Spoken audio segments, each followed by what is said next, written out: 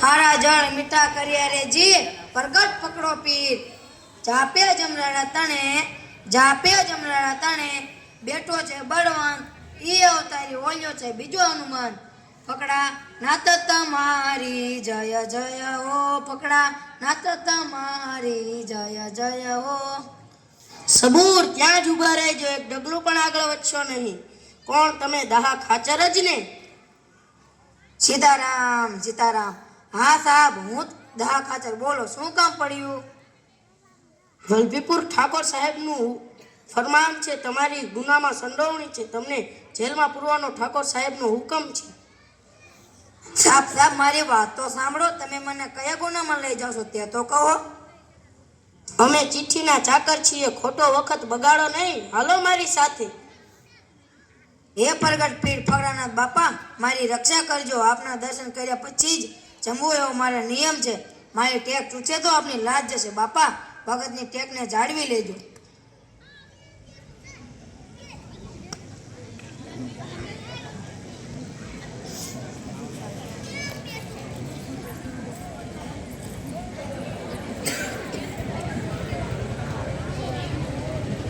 હરિઓમ હરિઓમ હરિઓમ. એ ભગત અહીંયા આવો જોઈ. સીતારામ બાપુ, બોલો શું આજ્ઞા છે? ભગત, થોડા દિવસથી પહેલા નસીદપુર વાળા દા ભગત દેખાણા નથી. શું કાંઈ સાંજા માંદા થયા છે? પડગામ ગયા હશે. 2-4 દિવસથી જગ્યામાં આવ્યા નથી. બાપુ, દાહ ખાચે ને તો વલભીપુરની જેલમાં પૂર્યા છે. તેમની માથે કોઈ ખોટું આળ નાખી અને જેલમાં રાખ્યા છે. પણ બાપુ, ભગત તો ભગત છે. જેલમાં જેલર તેમણે જમવા માટે રોજ થાળી લઈ જાય છે, પણ તમારા દર્શન કર્યા સિવાય જમવું નહીં એવો ભગતે નિયમ લીધો છે. તેથી આજે 4 દિવસના નકોડા ઉપવાસ થયા છે, પણ દાહ ખાચરે અન્નનો એક પણ દાણો મોઢામાં મૂક્યો નથી. આવા કઠણ કાળમાં શારદા નિયમ પાળે છે.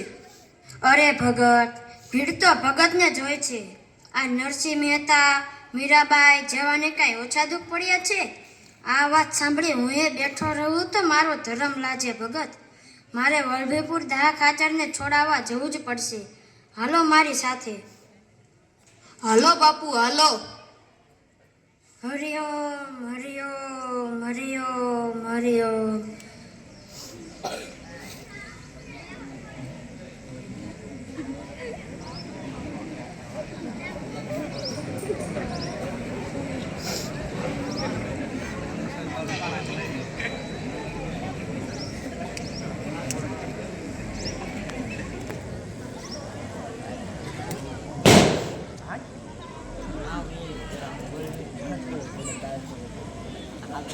બોલો મહારાજ, શું પતાર્યા છો?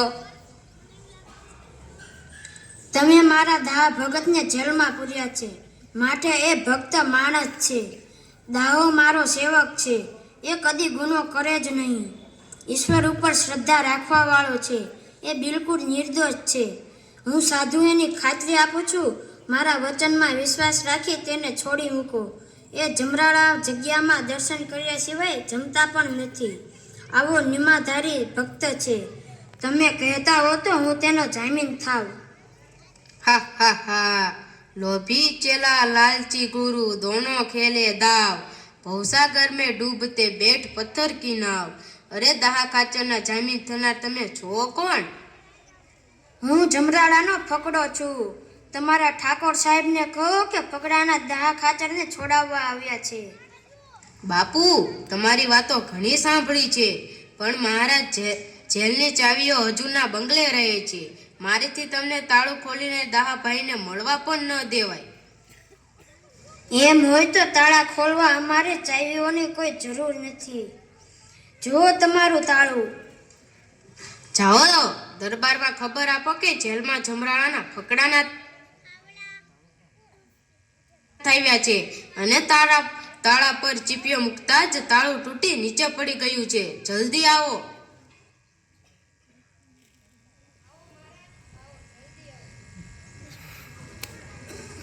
અરે આને કોઈ ચમત્કાર ન સમજો. આ તો મેલી વિદ્યા તરકટ કર્યું છે. ઠાકોર સાહેબ, આપણે સાધુ બાવાની સલાહ મુજબ રાજ નથી ચલાવવાનું. કાયદાનું કડક પાલન કરાવી વસ્તીને રાજી રાખવાની છે અને રાજનો વહીવટ ચલાવવાનો છે. આવા તો અનેક બાવા સાધુ હાલી નીકળ્યા છે. જુઓ મહારાજ, ડાહાભાઈને છોડવાના નથી. અમારે તમારી સિફારત મુજબ રાજ્યનો વહીવટ ચલાવવાનો નથી. આવા તાળા તોડવાના ચમત્કારે ડાહાભાઈ ન છૂટે અને જો ડાહાભાઈને છોડાવવા હોય તો 1 શેર તેલ તથા 5 શેર સિંદૂર કાલવીને પીવું પડે. આ શક્તિ જો તમારામાં હોય તો આગળની વાત કરો, નહીંતર આપ આવ્યા છો તેમ પાછા ચાલ્યા જાઓ. દીવાન, રહેવા દો. તમે સતના પારખા કરો છો. તેલ અને સિંદૂર પી જાવ તો ડાહાભાઈને છોડશો ને? તો મંગાવો તેલ ને સિંદૂર.